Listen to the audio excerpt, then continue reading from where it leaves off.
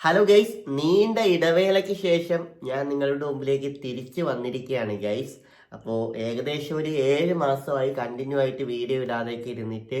അപ്പോൾ എന്താണ് വീഡിയോ ഇടാത്തത്, അതിനെ പറ്റിയൊക്കെ ഉള്ളൊരു വീഡിയോ ഞാൻ നെക്സ്റ്റ് വീഡിയോ ആയിട്ട് അപ്ലോഡ് ചെയ്യുന്നതാണ്. അപ്പോൾ ഇനി അങ്ങോട്ട് കണ്ടിന്യൂ ആയിട്ട് നമ്മൾ വീഡിയോ ഒക്കെ ആയിട്ട് വരുന്നതാണ്. ഇനി നമ്മൾ കണ്ടിന്യൂ ബ്ലോഗ്, അതുപോലെ തന്നെ പ്രാങ്ക്, അങ്ങനെ എല്ലാ വീഡിയോസുമായിട്ടും ഞാൻ തിരിച്ചു വരുന്നതാണ് പഴയതിനേക്കാളും എനർജിയോടുകൂടി. അപ്പോൾ എല്ലാവരും നമ്മളെ ഫോളോ ചെയ്ത് സപ്പോർട്ട് ചെയ്യുക. ഇന്ന് നമ്മളിങ്ങനെ ഒരു വീഡിയോ ആയിട്ട് വന്നതിൻ്റെ ഉദ്ദേശം, ഇന്ന് സോഷ്യൽ മീഡിയയും അല്ലെങ്കിൽ യൂട്യൂബിൽ തരംഗമായിക്കൊണ്ടിരിക്കുന്ന നമ്മളെ പ്രവീൺ ഇഷ്യൂ ഇല്ലേ, അപ്പോൾ അതിനെപ്പറ്റി കുറച്ച് കാര്യങ്ങൾ സംസാരിക്കാൻ വേണ്ടിയാണ് വന്നത്. കാരണം സോഷ്യൽ മീഡിയ തുറന്നാൽ അവരുടെ വീഡിയോ മാത്രമേ കാണാൻ കഴിയുന്നുള്ളൂ. അപ്പോൾ എനിക്കറിയാവുന്ന കുറച്ച് കാര്യങ്ങളും ആ വീഡിയോകൾ കണ്ടിട്ട് മനസ്സിലായ കുറച്ച് കാര്യങ്ങളും ഞാൻ നിങ്ങളെയും കൂടി ഒന്ന് മനസ്സിലാക്കാൻ ശ്രമിക്കുന്നു. നമുക്ക് ആ വീഡിയോ ഒന്ന് കണ്ടു നോക്കാം. അഡ്രസ് ഇല്ലാത്തൊരവസ്ഥ എന്ന് പറയുന്നത് നമ്മൾക്ക് ലൈഫിൽ ഭയങ്കര വിഷമമുണ്ടാക്കുന്ന ഒരു സംഭവമാണ്. എൻ്റെ കുഞ്ഞ് ജനിച്ചപ്പം ബർത്ത് സർട്ടിഫിക്കറ്റിൽ അഡ്രസ്സ് എന്ത് എഴുതണം എന്ന് എനിക്ക് ഈ ലൈഫിൽ ഭയങ്കരമായിട്ട് ഞാൻ വിഷമിച്ചിരുന്ന ഒരു അവസ്ഥ ഉണ്ടായിരുന്നു.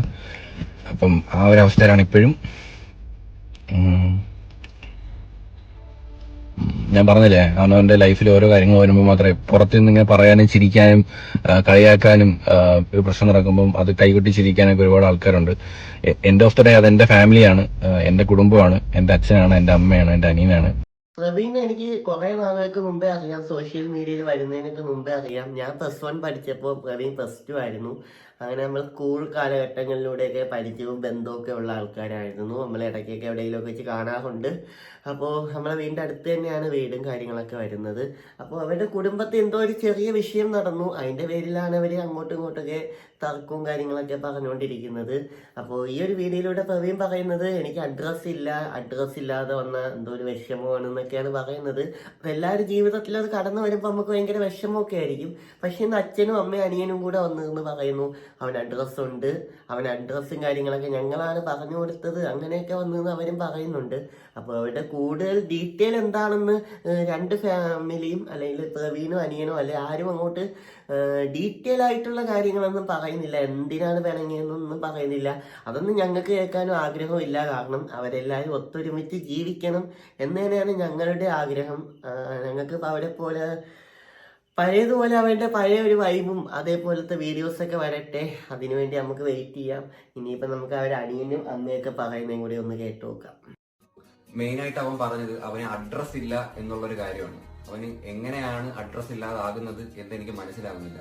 ഇവൻ ഈ വീഡിയോ ഇട്ട സമയത്ത് എനിക്ക് അൺലിസ്റ്റഡ് അയച്ചു തന്നു. ഞാൻ ആ വീഡിയോ കണ്ടിട്ട് അമ്മയുടെ ഞാൻ പറഞ്ഞു, ഇതുപോലെ ഈ ഒരു പാർട്ട് കട്ട് ചെയ്ത് കളയുക, ഇത് പറയട്ടെ യാതൊരു ആവശ്യവും ഇല്ലല്ലോ, നീ എന്തിനാണ് ഇങ്ങനെ ഒരു കാര്യം പറയുന്നതെന്ന് ഞാൻ ചോദിച്ചു അമ്മയെടുത്ത്. അമ്മ വിളിച്ചിട്ട് അവൻ്റെ അടുത്ത് പറഞ്ഞു, ഇതുപോലെ നീ ഈ പാർട്ട് നീ കട്ട് ചെയ്ത് ഇത് എന്തിനാണ് പറയുന്നത് എന്ന് ചോദിച്ചപ്പോൾ പറഞ്ഞില്ല, പറ്റില്ല, അവനത് ഇടും എന്നാണ് പറഞ്ഞു. എല്ലാവർക്കുള്ളയും വലുത് കുടുംബം തന്നെയാണ്. എല്ലാരും ഒന്നിച്ചു പോകണമെന്ന് തന്നെയാണ് ആഗ്രഹം. എല്ലാം ഒന്നിക്കിട്ട് എന്നുള്ള ആഗ്രഹമാണ്. എല്ലാരും ഒരുമിച്ച് പോകണം. അത് തന്നെയാണ് നമ്മളെ ഇതുവരെയ്ക്കും നമ്മൾ പിരിഞ്ഞു പോകണം ചിന്തിച്ചിട്ട് കൂടിയില്ല. ഇപ്പൊ ഒന്ന് കെട്ടിപ്പിടിച്ചാൽ തീരുന്ന പ്രശ്നങ്ങളുണ്ട്. നമ്മള് മക്കളെ തെറ്റുകളൊക്കെ നമ്മളത് സഹിക്കും. നമ്മള് ഒരുപാട് കഷ്ടതയിൽ നിന്ന് വന്നവരാ.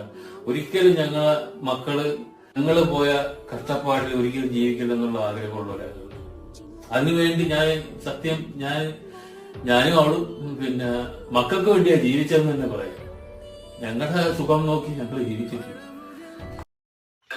അപ്പോൾ ഇതിൽ നിന്നൊക്കെ മനസ്സിലാവുന്നത് അവരുടെ കുടുംബത്തിൽ എന്തോ ഒരു ചെറിയ വിഷയം, അതിൻ്റെ പേരിലാണ് ഇത്രയും വിഷയം കാര്യങ്ങളൊക്കെ ആവുന്നതെന്നാണ് എനിക്ക് മനസ്സിലാവുന്നത്.